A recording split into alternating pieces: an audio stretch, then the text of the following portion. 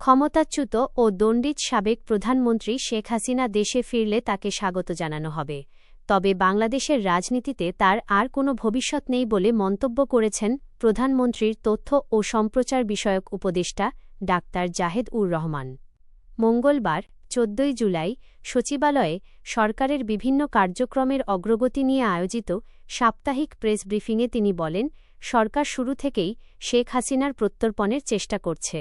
তিনি যদি স্বেচ্ছায় বা প্রত্যর্পণের মাধ্যমে দেশে ফেরেন, তাহলে তাকে আদালতের বিচারিক প্রক্রিয়ার মুখোমুখি হতে হবে।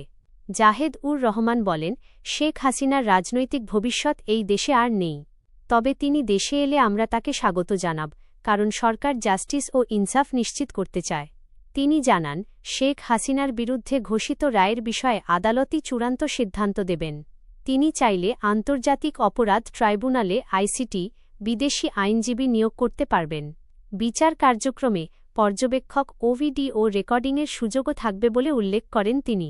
তথ্য উপদেষ্টা বলেন, সরকার ভারতের কাছে শেখ হাসিনার প্রত্যর্পণের অনুরোধ জানিয়েছে এবং এ বিষয়ে প্রয়োজনীয় কূটনৈতিক প্রক্রিয়া অব্যাহত রয়েছে।